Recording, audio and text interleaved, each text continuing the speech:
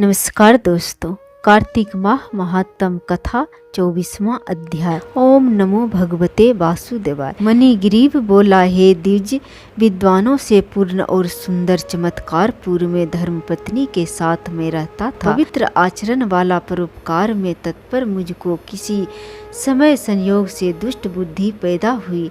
दुष्ट बुद्धि के कारण मैंने अपने धर्म का त्याग कर दिया, दूसरे की स्त्री का सेवन किया और नित्य अपेय वस्तु का पान किया। चोरी हिंसा में तत्पर रहता था, इसलिए बंधुओं ने मेरा त्याग कर दिया। उसमें महाबलवान राजा ने मेरा घर लूट लिया। बाद बचा हुआ जो कुछ धन था उसको बंधुओं ने ले लिया। इस प्रकार सभी से तिरस्कृत होने के कारण वन में निवास किया। स्त्री के साथ इस घोर वन में निवास करते हुए मुझ दुरात्मा का नित्य जीवों का वध कर जीवन निर्वाह होता था। हे ब्राह्मण, इस समय आप मुझ पातकी पर अनुग्रह करें। प्राचीन पुण्य के समूह से आप इस घोर वन में आए हैं। हे महामुनि, स्त्री के साथ मैं आपकी शरण में आया हूँ। आप उपदेश रूप प्रसाद से कृतार्थ करने के योग्य हैं, जिस उपाय के करने से मेरी तीव्र दरिद्रता इसी क्षण में नष्ट हो जाए और अतुल्य वैभव को प्राप्त कर यथा सुख विचरूं। उग्रदेव बोला, हे महाभाग, तुम कृतार्थ हो गए हो। जो मनुष्य मेरा अतिथि सत्कार किया, इसलिए इस समय स्त्री सहित तुमको होने वाले कल्याण को कहता हूँ। जो बिना व्रत के, बिना तीर्थ के, बिना दान के, बिना प्रयास के तुम्हारी दरिद्रता दूर हो जाएगी, ऐसा मैंने विचार किया है। इस मास के बाद तीसरा श्री पुरुषोत्तम मास आने वाला है। उस पुरुषोत्तम मास में सावधानी के साथ विधि पूर्वक तुम दोनों स्त्री पुरुष श्री पुरुषोत्तम भगवान को प्रसन्न करने के लिए दीपदान करना। उस दीपदान से तुम्हारी यह दरिद्रता दूर हो नष्ट हो जाएगी। तिल के तेल से दीपदान करना चाहिए। वैभव के होने पर घी से दीपदान करना चाहिए, परंतु इस समय वन में वास करने के कारण घी अथवा तेल इनमें से तुम्हारे पास कुछ भी नहीं। हे अनग मणिग्रीव, पुरुषोत्तम मास भर स्त्री के साथ नियम पूर्वक इंगुदी के तेल से तुम दीपदान करना। स्त्री के साथ इस तालाब में नित्य स्नान करके दीपदान करना। इसी प्रकार तुम इस वन में 1 मास व्रत करना। तुम्हारे अतिथि सत्कार से प्रसन्न मैंने यह वेद में कहा हुआ तुम दोनों स्त्री पुरुष के लिए उपदेश किया है। विधिहीन भी दीपदान करने से मनुष्य को लक्ष्मी की वृद्धि होती है। यदि पुरुषोत्तम मास में विधि पूर्वक दीपदान किया जाए तो क्या कहना है। वेद में कहे हुए कर्म और अनेक प्रकार के दान पुरुषोत्तम मास में दीपदान की 16वीं कला की भी बराबर नहीं कर सकते। समस्त तीर्थ, समस्त शास्त्र पुरुषोत्तम मास के दीपदान की 16वीं कला को नहीं पा सकते। योगदान तंत्र भी पुरुषोत्तम मास के दीपदान की 16वीं कला को नहीं पा सकते। चंद्रायन आदि समस्त व्रत पुरुषोत्तम मास के दीपदान की 16वीं कला की भी बराबर नहीं कर सकते।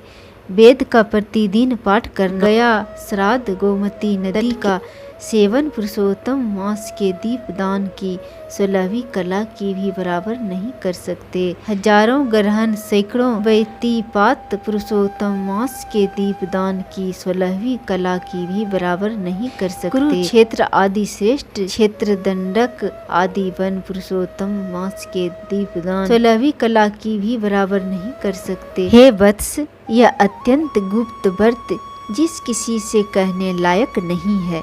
यह धन, धान, पशु, पुत्र, पौत्र और यश को देने वाला है। बंधिया स्त्री के बांझपन को नाश करने वाला है और स्त्रियों को सौभाग्य देने वाला है। राज से गिरे हुए राजा को राज्य देने वाला है और प्राणियों को इच्छानुसार फल देने वाला है। यदि कन्या व्रत करती है तो गुणी चिरंजीवी पति को प्राप्त करती है। स्त्री की इच्छा करने वाला पुरुष सुशीला और पतिव्रता स्त्री को प्राप्त करता है।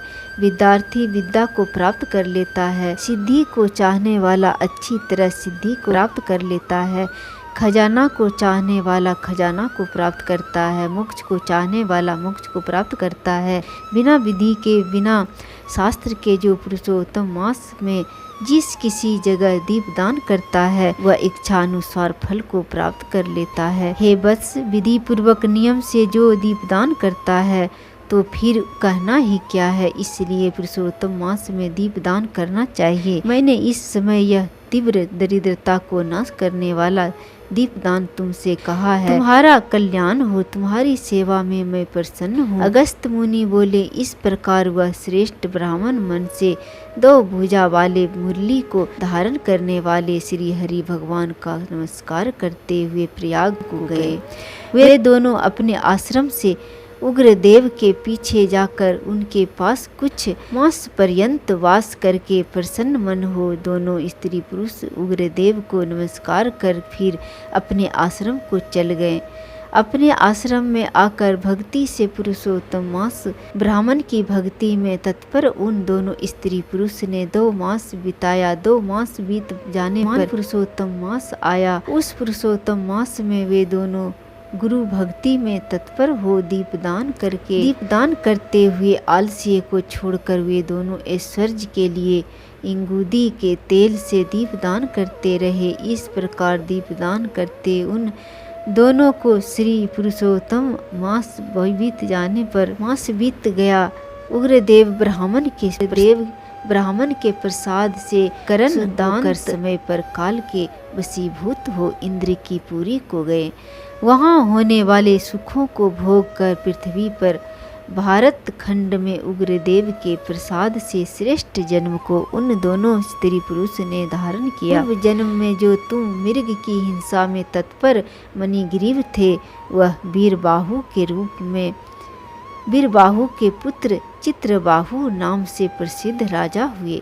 इस समय यह चंद्रकला नामक जो तुम्हारी स्त्री है वह पूर्व जन्म में सुंदरी नाम से तुम्हारी स्त्री थी। पतिव्रता धर्म से यह तुम्हारे अर्धांगिनी की भागी बनी है। जो स्त्री पतिव्रता होती है वे अपने पति के पुण्य का आधा भाग लेने वाली होती है। श्री पुरुषोत्तम मास में इंगुदी के तेल से दीपदान करने से तुमको यह निष्कंटक राज्य मिल जाएगा। जो पुरुष श्री पुरुषोत्तम मास में घी से अथवा तिल के तेल से अखंड दीप दान करता है तो फिर कहना ही क्या है। पुरुषोत्तम मास में दीपदान का यह फल कहा है, इसमें कुछ संदेह नहीं है। जो उपवास आदि नियमों से श्री पुरुषोत्तम मास का सेवन करता है तो उसका कहना ही क्या है। वाल्मीकि मुनि बोले, इस प्रकार अगस्त मुनि राजा चित्रबाहु के पूर्व जन्म का वृत्तांत कहकर और राजा चित्रबाहु से किए गए सत्कार को लेकर तथा अच्छे आशीर्वाद देकर चले गए। कार्तिक माह महात्म कथा 24वां अध्याय संपूर्ण हुआ। जय श्री हरि।